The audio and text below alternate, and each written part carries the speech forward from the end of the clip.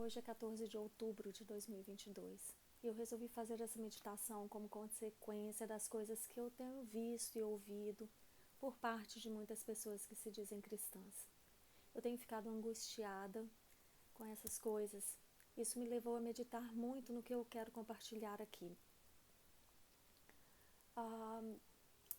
Esse vídeo é mais especificamente direcionado às pessoas que creem no Deus triuno, no Deus da Bíblia cristã, aqueles que se dizem cristãs e que dizem que tem Jesus Cristo como o Deus Filho, o Deus que se fez carne e que habitou entre nós e que se chamam cristãs. O Novo Testamento, na Bíblia, na primeira carta do apóstolo Pedro, capítulo 2, verso 9, diz o seguinte: Vós, porém, sois raça eleita, sacerdócio real, nação santa, povo de propriedade exclusiva de Deus. A fim de que proclamem as virtudes daquele que vos chamou das trevas para a sua maravilhosa luz. Então, este é o objetivo. Nós que somos chamados cristãos, não somos de ninguém mais. Somos exclusivamente de Deus, somos dele, não somos de nós mesmos, não somos de nenhuma outra pessoa, somos de Deus, com o objetivo, com o propósito de falar em alto e bom som, de divulgar aquele que morreu na cruz e ressuscitou para nos livrar da morte eterna e nos dar a vida eterna. Somos chamados para proclamar a vida de Cristo. E ele ainda diz aqui, escreve que nós, no versículo 10, que não éramos povo, somos agora povo de Deus. Nós não tínhamos alcançado misericórdia e agora alcançamos misericórdia. E o que é misericórdia? É Deus não nos dar o que merecemos. Nós merecemos morte, nós merecemos castigo, nós merecemos punição, merecemos condenação, porque desobedecemos e insultamos a Deus. Somos raça ruim, somos desobedientes, somos teimosos, somos mentirosos, procuramos dar jeitinho nas coisas, isso é desonestidade.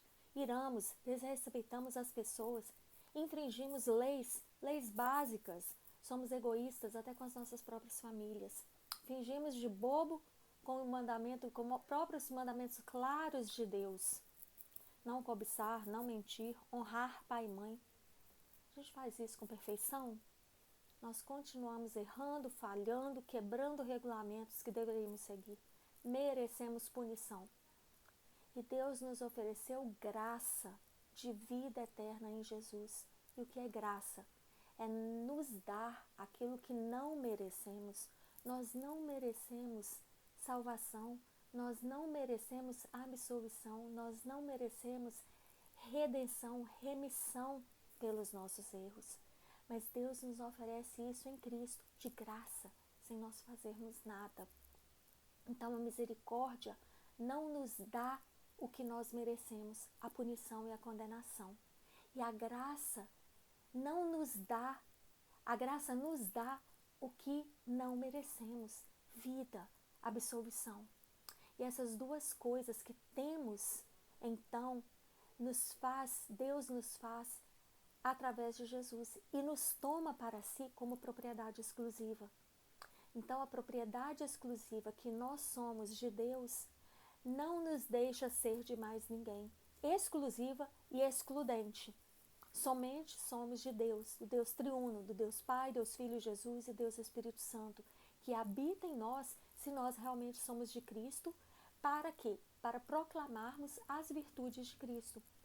E eu lembro aqui, quando Paulo escreve para a igreja de Corinto, para corrigir vários erros e problemas daquela igreja, e um deles era o partidarismo. Ali formava uma panelinha que era do apóstolo Paulo, outro grupinho do apóstolo Pedro, e ainda outro que tinham partido preferência por Apolo. Todos eles discípulos de Jesus. E vejam só, hoje, no meio cristão, nós temos visto disputas e brigas porque uns tomam partido de um time de futebol, outros tomam partido de outro time de futebol, e um grupo faz campanha para um político, outro grupo faz campanha para um outro candidato, e isso é lastimável. Nós estamos pior do que a igreja de Corinto.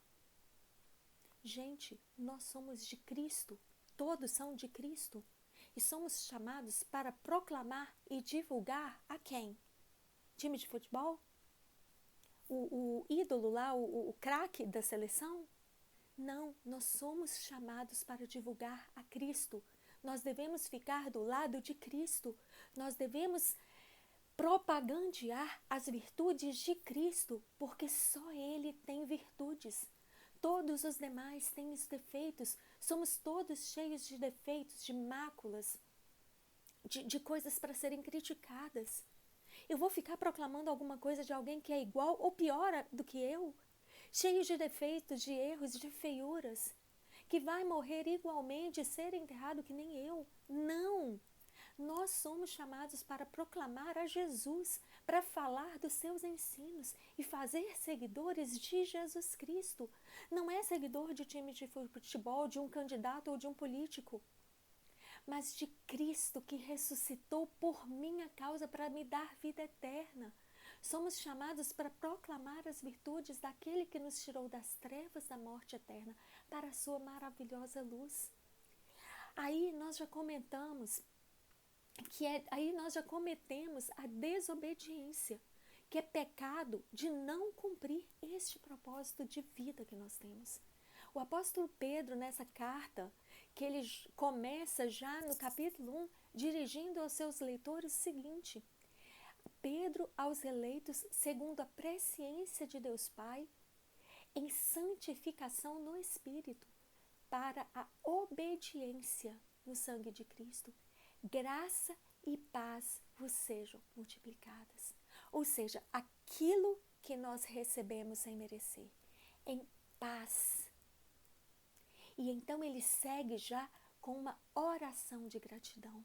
Bendito Deus e Pai de nosso Senhor Jesus Cristo, que segundo a sua muita misericórdia, aquilo que nós mereceríamos e não recebemos, Ele nos regenerou para uma viva esperança mediante a ressurreição de Jesus Cristo dentre os mortos.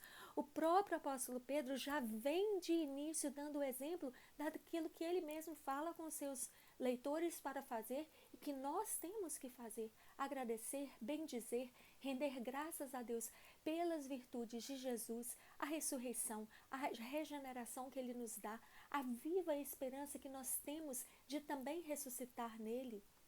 E aí ele vai falando da herança incorruptível, aquilo que não desfaz, sem mácula, sem mancha, sem sujeira, inacessível, reservada nos céus para nós que cremos. Então, se nós cremos nisso, é disso que nós temos que falar. Não temos que falar de nenhuma outra coisa, nem de nenhuma outra pessoa. E Pedro segue a sua exultação. Mesmo que no presente nós tenhamos alguma tribulação, alguma doença, dificuldade no trabalho e mesmo enfrentemos morte de algum ente querido, nada disso pode ofuscar a grandeza da virtude de Jesus e de tudo que Ele é, fez, faz e fará por nós. E Pedro segue falando da santidade de vida que nós precisamos buscar, guardando o nosso entendimento, a nossa mente, os nossos pensamentos, para sermos sóbrios, para vigiarmos, para esperar inteiramente na graça de Deus. Isso que nós não merecemos, mas recebemos de Deus, que está sendo trazida na revelação de Jesus, não apenas na vida e na pessoa de Jesus, na sua ressurreição, mas na própria palavra que temos revelada aqui. E pensem na seriedade dessa afirmação do apóstolo. Quando não guardamos nosso entendimento, os nossos pensamentos, nós consequentemente não somos sóbrios. E nós, consequentemente, paramos de esperar na graça de Deus, paramos de buscar a revelação de Jesus, a palavra, e aí vamos buscando outras fontes de esperança, de ocupação para os nossos pensamentos. E vamos para o futebol, vamos para o consumo, vamos para a comida, vamos para a política e por aí vai. E isso vai gerando o quê? Falta de paz. E essa falta de paz vai passando para as nossas conversas, vai passando para as nossas atitudes, vai passando para a depressão, vai passando para outras doenças, vai passando para desânimo, vai passando para uma infinidade de problemas, vai passando para a morte. E olha que aqui já entra a morte espiritual. Eu nem entrei aqui na questão da morte física e que Paulo, numa das suas cartas, afirmou que não se surpreendam por haver entre vós não poucos doentes e muitos os que dormem. Ele estava referindo à morte física. E isso nos leva a tudo que os ensinos de Jesus e os apóstolos vêm sendo trazidos e trouxeram para nós nessa vida e ressurreição de Jesus. Como filhos da obediência, não podemos nos amoldar às coisas corruptíveis desse mundo, nem voltar a elas de onde Deus em Jesus nos tirou, das práticas dessa velha vida, que é oposta à prática da vida em Cristo, para a qual nós fomos transportados. Nós fomos chamados, como Pedro ali no capítulo 1 nos diz, somos filhos da obediência, não para nos amoldar à vida que tínhamos antes de conhecer a Cristo, na ignorância. Pelo contrário, segundo é santo aquele que nos chamou, somos chamados a tornar-nos santos em todo o nosso procedimento. Todo o nosso procedimento é o quê? Pensamentos, palavras e atitudes. Quando o nosso pensar, quando o nosso falar, quando o nosso agir não condiz com a santificação que o Espírito Santo deve operar em nós, certamente algo nos separa da vida do nosso Senhor, do nosso Deus. E a Bíblia mesmo diz lá em Hebreus capítulo 12, versículo 15, quando alguém é faltoso, está separando-se da graça de Deus. Sem contar que também já se arrisca a criar raiz de amargura que quando brota perturba e contamina a muitos. Gente, isso é pecado, é gravíssimo, nos separa de Deus. Nossos pecados fazem separação de Deus. E não desenvolver uma vida piedosa e santa na palavra é pecado. Não proclamar as virtudes de Jesus, que é o nosso propósito de vida, é pecado, é desobediência. Mas finalmente há uma esperança, arrependimento.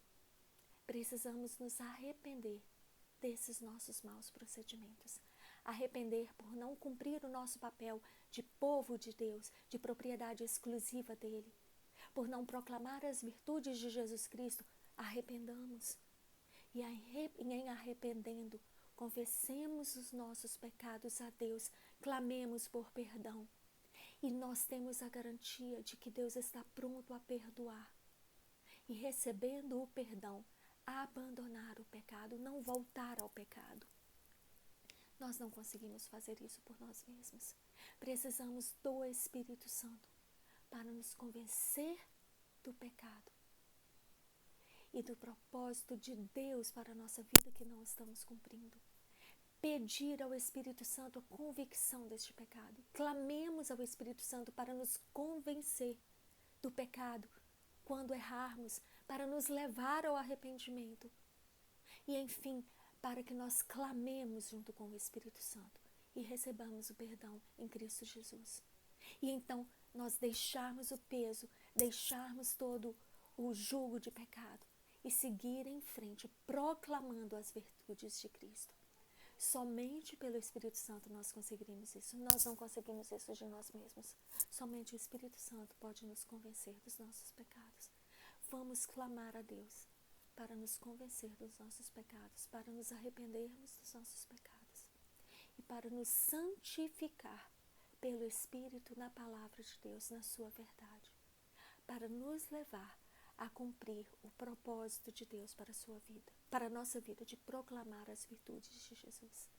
Que o Senhor tenha misericórdia de cada um de nós, que nos chama pelo seu nome.